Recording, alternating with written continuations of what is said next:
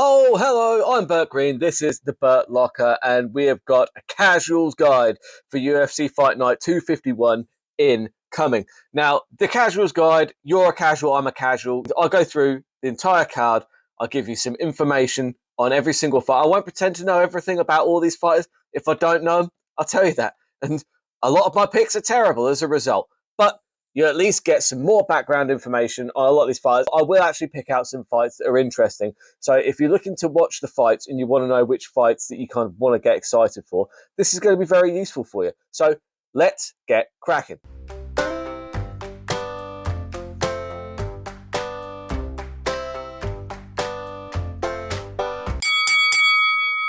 We're going to start off in the ladies' bantamweights with a thrilling contest between the Raging Panda, Julia Avila, and Jacqueline Cavalcante. Now, Avila, the Raging Panda, she's not been around since she got face cranked by Miesha Tate in 2023.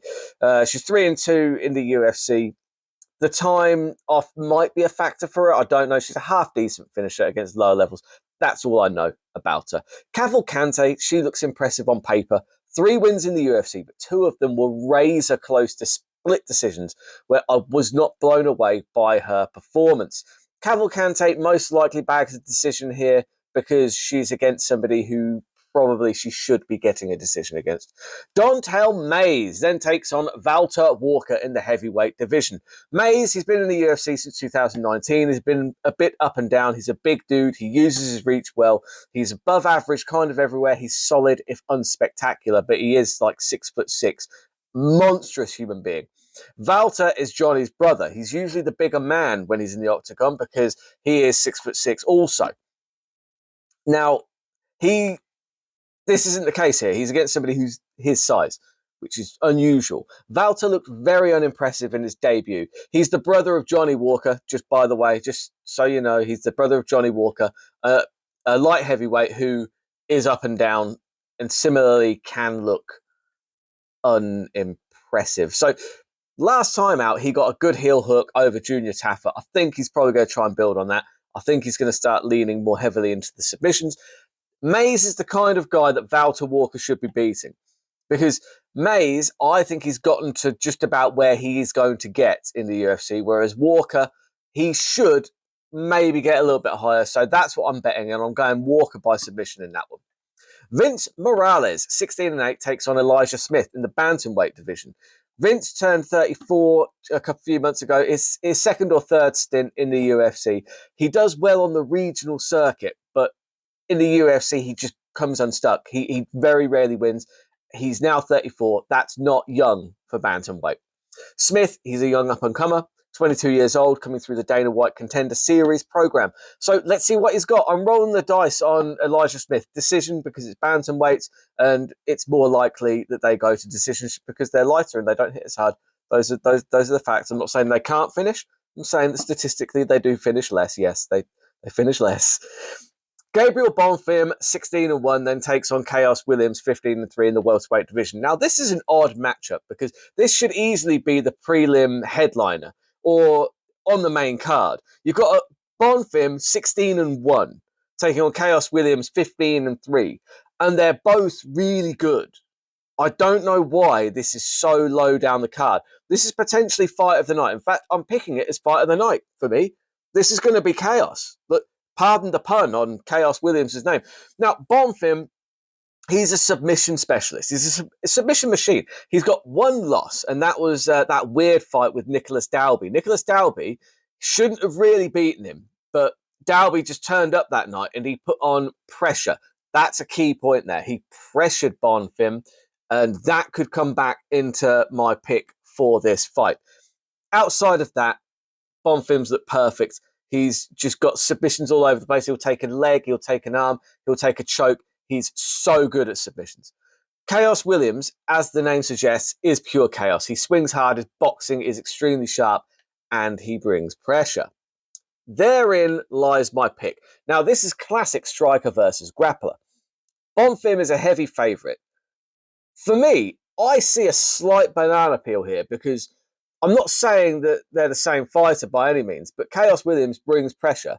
We saw Bonfim wilt under pressure, so I'm taking the odds here You're getting some value on Chaos Williams, getting 4-1 on the KO TKO. That's what I'm going for. But if you want to have a side bet to cover that off, Bonfim by submission in round 1. If he gets him to the ground in round 1 and they're not slippery with sweat and everything yet, then Bonfim is likely getting the decision or taking an arm home with him. But I am taking my pick is Chaos Williams by knockout in that one. Rafael Estevam, 12-0. The Brazilian taking on Jesus Aguilar, 11-2 from Mexico. Now, Estevam, I've not seen a lot of him, honestly. Typical for flyweights. He's pretty good in every position. He's got fast footwork. From what I've seen of him, he's kind of strong in all areas. He's undefeated. A lot of hype behind him. Aguilar is a bit more of a specialist. Submissions are his thing, and he's really good at them. He's got much more UFC experience than Estevam as well, I would add.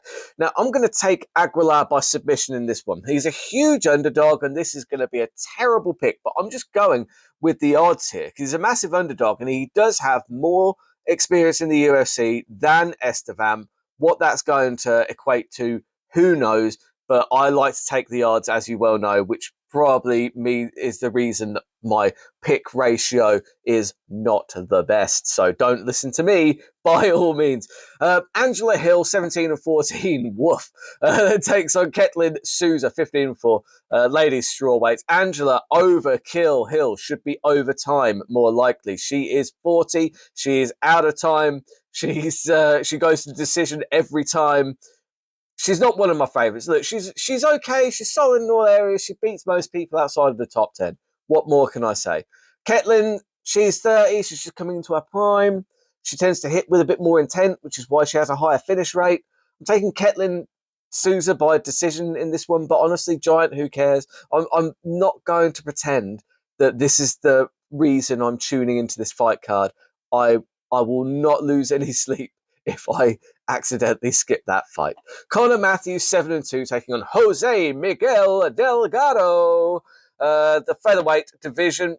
Matthews is a kickboxer, jiu-jitsu guy. He's okay on the regionals, but he struggles in the UFC, as we see with a lot of these guys. He lost on Dana White's Contender Series and then got another shot and won. Delgado's a finisher. All 8 wins are by finish. He's got 4 KOs, 4 submissions. I like him to get the job done here. This is exactly the kind of guy he should be beating. I'm going for the knockout in that one.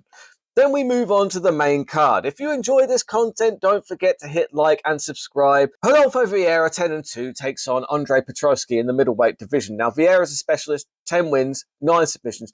You see where he's going, don't you? Like it's no secret. He is 35. He should be fighting way more than once a year if he wants to do anything in the division when he's already 35 years old. His cardio can let him down because look at him. He's a roided up monster. All that muscle needs a lot of oxygen, and you see him fade, and he fades fast. When the fight doesn't go his way, he tends to break. Enter Petroski. He's a big solid lump. Wherever the fight goes, he's pretty comfortable. He's beaten specialists before, Gerald Meerschaert III and Wellington Turman. He's only 33. Because he is well-rounded and he can take the fight wherever Vieira doesn't want it to be is the most important thing. It's not so much taking it where he wants it to go, it's just keeping it where Vieira doesn't want it to be, which is on the feet and a high level of activity. Vieira does not react well to that. I think that Petroski's going to break him, and I think he gets the knockout TKO. Ismail Bonfim, 20-4, the Brazilian taking on Nazim Sadikov, isn't it? So Sadikov, Bonfim is a good kickboxer. He got a lovely flying knee on Terence McKinney a few years ago, but he does get out-muscled. We saw that against Benoit Saint-Denis. If he gets out-strength, he can fade. Sadikov is an excellent kickboxer in his own right. He's got probably slightly sharper punches. He lost his first he lost his first ever fight, and since then he's unbeaten, including in the UFC as well, which is quite impressive. If this one stays standing, I like the matchup. I do. I think either of them could win this easily, so I'm going to take the odds on Sadikov, a knockout in that one. And then you've got Edmund Shabazian taking on Dylan Budka, middleweight division. Edmund, he's dangerous, but he just keeps losing. He just keeps losing. I don't know how he doesn't put it together. He's only found 2 wins since he beat Brad Tavares in 2019. So, yeah, he's fought some good people, but my God, he needs to start getting those wins. Enter Budka. Budka, I thought it was M.R. for a second, that English Jamaican rapper guy. I'll bring a picture up. Have you ever seen him in the same room at the same time? Coincidence? I think not. He's the kind of guy that should be beatable for Shabazin. He's got 2 UFC fights, 2 losses. If you can knock out Brad Tavares, you can beat this guy. Come on, Ed. What are you doing? Come on. I'm rooting for you. Edmund Shabazin, knockout. Kelvin Kattar, 23-8 against Yusuf Zalal, featherweight division. Kattar, he's become a great gatekeeper, a really, really great, and I mean that as a compliment. He is the standard that you need to see before you get access to the top 5, really, to the top 5, to the higher rankings. Kattar's now 36, which isn't brilliant. It's not ideal. Boxing is his real trump card. Against anybody except Max Holloway, he's probably going to outbox them. He really is good. When he beat the crap out of Giga Chikadze, I didn't see that happening. Fair play to him because Giga Chikadze is a monster. He has lost 3 in a row, though, which isn't the best. He got out-muscled by Aljamain Sterling, really. Aljamain's a beast when it comes to wrestling. If it goes wrestle heavy, then Kattar might be in trouble here. Zalal's got a lot of hype behind him. However, I would note that his last fight against Jack Shaw was very undersized, and you could see it from the start. Then who else has he beaten? He's got Quarantillo, not hugely relevant. Aarons, who the hell is that? Never heard of him. Obviously got them both rear naked chokes, and Jack Shaw as well, which is good, But for me, he's got all this he's a massive favourite against Kattar, or Qatar, however you want to say it. A part of me thinks that this might be a step too far, too quickly, because Kattar's really, really good. If Zalal gets the grappling going, I think Qatar's going to struggle. Just because Kattar got out-grappled by Aljo doesn't mean everyone can do that. Aljamain Sterling's a phenomenal wrestler, don't forget, and he's also a monster. He's so strong. Does Zalal have the wrestling that Aljo does? We're going to find out. We're going to find out. If the Kelvin Kattar that beat Giga Chikadze turns up, then I smell an upset here, and I'm picking the knockout for Kelvin Kattar, however you want to say it. I like the knockout, mostly because the odds are just ridiculous. Jared Cannonier then takes on Gregory Rodriguez in the main event. So Cannonier is an interesting guy, man. He used to fight at heavyweight. He's a giant, and he's strong. He's super strong. He does really well until he gets to the title eliminators, and he tends to just then get picked apart. He struggles against guys that get in there and hit him first, the faster guys, because Cannonier has never been the fastest. So a lot of the time he can get overwhelmed when guys go in there with faster hands. Rodriguez, they call him RoboCop, so I will be referring to him as RoboCop for the rest of this video. RoboCop, he's a killer. He really is. I'm a huge fan of his. He's got brilliant straight shots down the pipe that usually which makes him seem faster than he is, and his footwork allows him to get in and out. And he does have good hand speed as well. Really efficient striking, and he can get into a slugfest. He's been caught in those before, and he likes a slugfest. He can submit you as well, don't forget, because he is quite a high-level Brazilian Jiu-Jitsu guy, but he always chooses to stand, and I respect the hell out of that. And normally it favours him. So in this one, I think RoboCop is too fast. He's too efficient with the strikes down the pipe. I think he puts Cannonier away, and I think he does it fairly early, and I think he does it in round 1. So I'm putting every single one of those on. Win-loss, 3,669 to 1. Terrible bet. Never coming off. And if you do all of those with the method as well, you put 5 pence on, 100,000 to be returned, which means I'm losing £1.05 in total. I'm also going with the 4 knockout kings, Williams, Petrosky, Sadikov, and Robocop, all to get the knockout, 422 to 1s. And then if you throw the Aguilar submission in there as well, you're getting 3,802 to 1. All of those are absolutely awful bets. On my current form, I would say bet the opposite of all of those, because recently, legitimately, it's weird. It's like the fighters are trolling me.